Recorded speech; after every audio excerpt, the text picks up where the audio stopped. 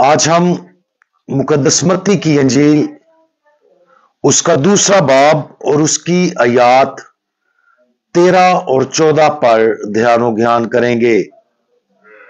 और आज हम पाक खानदान की ईद मनाते हैं, इसलिए मेरी तरफ से और मेरे खानदान की तरफ से होली फैमिली जमायत को आज की ईद बहुत बहुत मुबारक हो।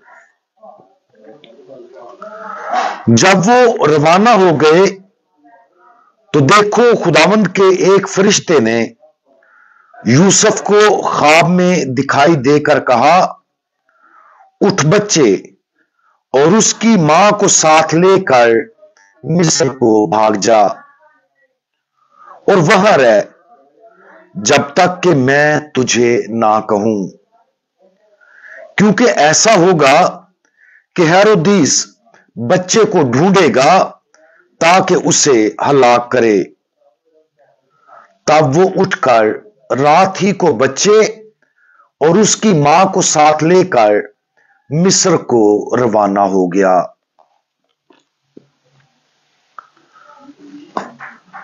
आज हम खुदावंद यीशु मसीह, मां मरियम और मुकद्दस यूसुफ के घर के अंदर मखसूस और खूबसूरत छुपी हुई जिंदगी पर गौर करते हैं।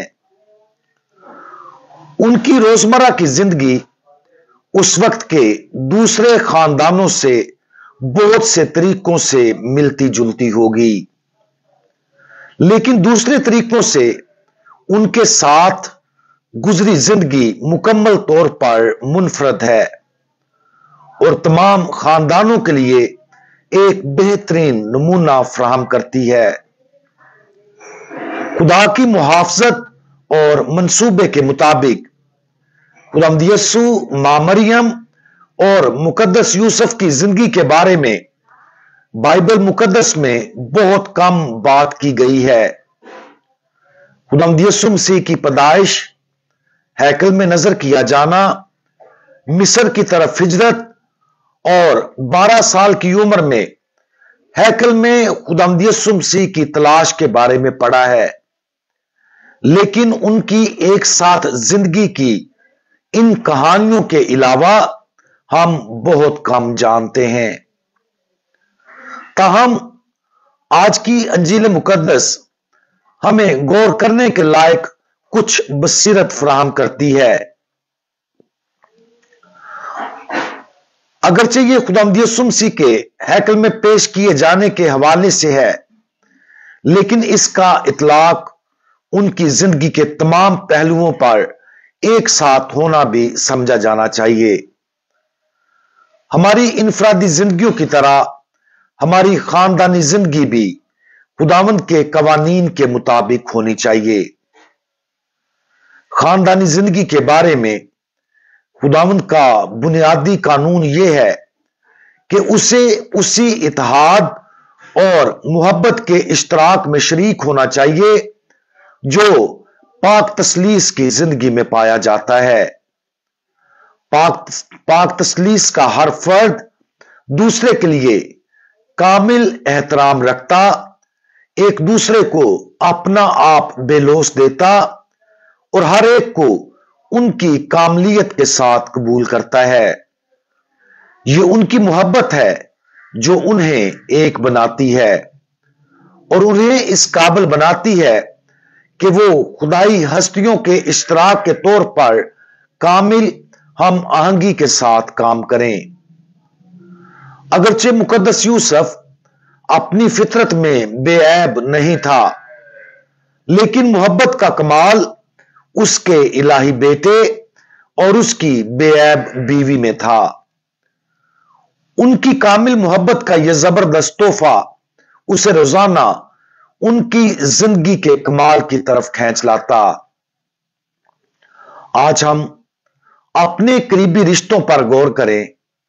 अगर हमें एक करीबी खानदान से नवाजा गया है तो उन पर गौर करें, अगर नहीं तो उन लोगों पर गौर करें जो हमारी जिंदगी का हिस्सा हैं और जिन्हें हम खानदानी मोहब्बत के साथ प्यार करने के लिए बुलाए जाते हैं। अच्छे और बुरे वक्त में हम किसके साथ हैं? हम अपना आप दूसरों के लिए कैसे कुर्बान करते हैं? हम दूसरों के लिए इज्जत, शफकत, वक्त, तवानाई, रहम, सखावत और हर दूसरी खूबियां कैसे पेश करते हैं? और हम मोहब्बत का यह फरीजा किस हद तक निभाते हैं?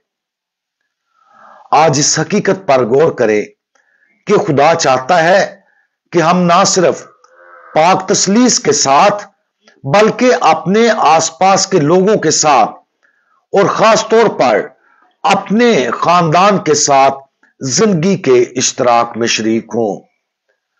खुदावंद यीशु मसीह, मां मरियम और मुकद्दस यूसुफ की पोशीदा जिंदगी पर गौर करने की कोशिश करें और उनके खानदानी तल्लुकात को नमूना बनाने की कोशिश करके देखें कि हम दूसरों से कैसे प्यार करते हैं।